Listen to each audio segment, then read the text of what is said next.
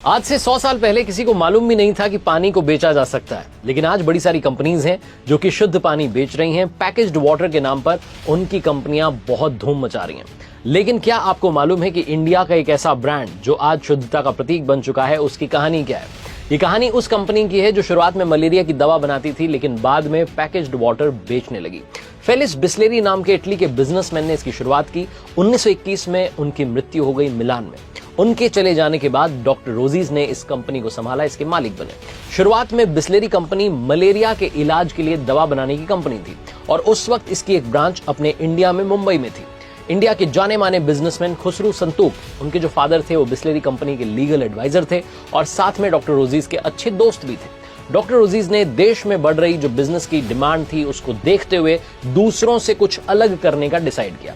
वो ये सब सोच ही रहे थे कि तभी उनके मन में आया कि क्यों ना बिस्लेरी बिजनेस की शुरुआत इंडिया में की जाए। इंडिया में ब्रांडेड वाटर बेचने का फॉर्मूला तो तैयार था डॉक्टर रोजीज के पास में, लेकिन अब जिम्मेदारी थी खुसरू संतूक साहब को बनाने की। तो खुसरू संतूक साहब को उन्होंने मना लिया और कहा कि हम मिलकर के कुछ नई शुरुआत करते हैं। इंडिया में इस वक्त बिजनेस की डिमांड है, लोग चाहते हैं कुछ नया हो जाए, लेकिन फॉर्मूला मिल नहीं रहा है। मेरे पास में फॉर्मूला है, हम पैकेज्ड वाटर बेचेंगे, शुद्ध पानी जो है लोगों को प्रोवाइड करवाएंगे। और इस फॉर्मूले को लेकर के जब वो खुसरू संतूक के पास में गए तो फाइनली उन्होंने उन्हें मना लिया। खुसरू संतूक तैयार थे वाटर प्लांट लगाने के लिए और शुरुआत करते हैं वो मुंबई के ठाणे क्षेत्र में बिस्लेरी वाटर प्लांट की 1965 में। उसके बाद में ये काम जो था रुकने वाला नहीं था। शुरुआत में लोग जो थे वो खुसरू संतूक साहब को पागल कहने लगे कि ये क्या कर रहे हैं, मतलब पानी थोड़ी ना बिकेगा। वो इसलिए ऐसा कह रहे थे क्योंकि इंडिया में जब इस कंपनी की शुरुआत हुई थी तो तब 1 रुपए में इसको बेचा जा रहा था बॉटल को, और 1 रुपया उस वक्त बहुत ज्यादा अपनी कीमत रखता था और 1 रुपया देकर के पानी खरीदने वाले लोग बहुत कम थे।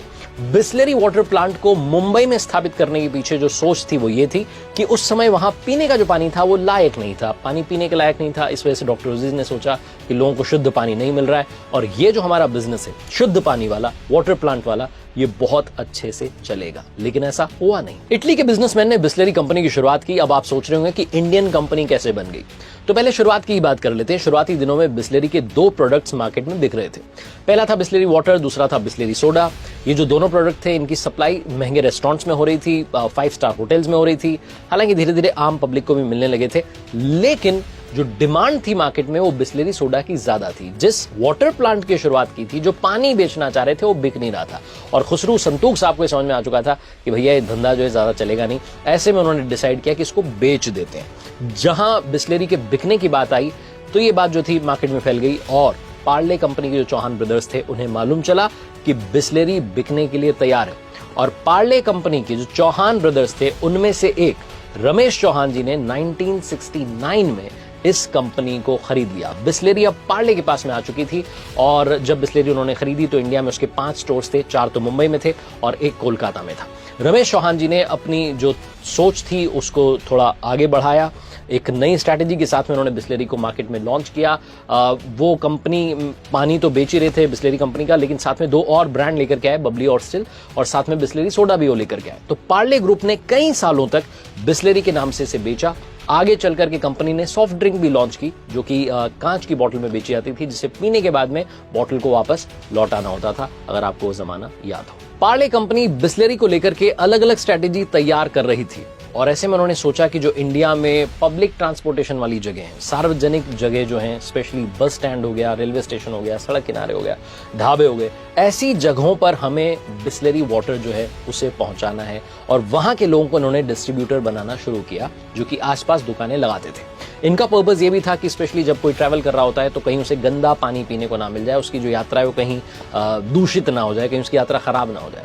तो ऐसे में इन्होंने स्पेशली उन जगहों को टारगेट किया जहां इन्हें उम्मीद थी कि लोग पानी खरीदना शुरू करेंगे और जो इनकी स्ट्रैटेजी थी वो काम आई। कंपनी ने अपना जो ब्रांड प्रमोशन का तरीका था, जो पैकिंग थी, उसमें भी चेंजेस ये लेकर के आए और धीरे धीरे धीरे मार्केट में बिस्लेरी वाटर जो था वो बहुत ज्यादा पॉपुलर हो गया। 1970 से 1999 तक बिस्लेरी ने इंडियन मार्केट में अपना एक अलग ही झंडा बुलंद रखा, लेकिन कहते हैं ना वो कंपटीशन तो आ ही जाता है। 2000 में बेलेक्वाफिना और किनले जैसी कंपनीज आई और उन्होंने भी ये दावा किया कि वो शुद्ध पानी जो है भारतीय कंज्यूमर्स के लिए उपलब्ध करवा रही हैं और ऐसे में चैलेंज आया बिस्लेरी के सामने, अब उन्हें फिर से खुद को रीपोजिशन करना था, फिर से सोचना था, नई जो है स्ट्रैटेजी उसे लेकर के आनी थी। बिस्लेरी ने बॉटल के साइजेस में चेंज वो लेकर के आए, अलग अलग साइज की बॉटल्स उन्होंने मार्केट में उतारी और अपने जो एडवर्टीजमेंट का तरीका था उसको भी उन्होंने चेंज किया। एक ऊंट वाला विज्ञापन है जो आजकल बड़ा पॉपुलर है, आपने देखा होगा। तो लगातार वो अपने एडवर्टाइजिंग कैंपेन्स को चेंज करते रहे और वो ये कोशिश करते रहे कि जो उनकी स्पेस है इंडियन मार्केट में वो कहीं ना जाए। आज भी अगर बात करें तो लगभग 60% से ज्यादा हिस्सेदारी इंडियन मार्केट में बिस्लेरी कंपनी रखती है। आज इनके 135 प्लांट से भी ज्यादा प्लांट्स हैं, करीबन 2 करोड़ लीटर से भी ज्यादा पानी जो है रोजाना ये बेच रहे हैं। और अगर डिस्ट्रीब्यूटर्स की बात करें तो हजारों इनके डिस्ट्रीब्यूटर्स इस वक्त बन चुके हैं और अगर रिटेल आउटलेट्स की बात करें तो लाखों में संख्या पहुंच चुकी है। बिस्लेरी कंपनी की ये जो कहानी है सिखाती है कि लाइफ में अगर आप सही स्ट्रेटजी के साथ में आगे बढ़ें, सही सोच के साथ में आगे बढ़ें, तो चाहे तमाम चैलेंजेस आ जाएं, चाहे तमाम लोग कहें कि आप गलत काम करने जा रहे हैं, ये आपके बस की बात नहीं है, आपको पागल कहने लग जाए पब्लिक, लेकिन आपको अपना काम करते रहना है और बताना है कि जो आपने सोचा था वो बिल्कुल सही सोचा था। अगर आप बिजनेसमैन बनना चाहते हैं तो ये जो बिस्लेरी की कहानी है ये आपके लिए बहुत ज्यादा फायदेमंद है। चाहते आते फिर से वही बात जो कहता हूं, कर दिखाओ कुछ ऐसा कि दुनिया करना चाहे आपके जैसा।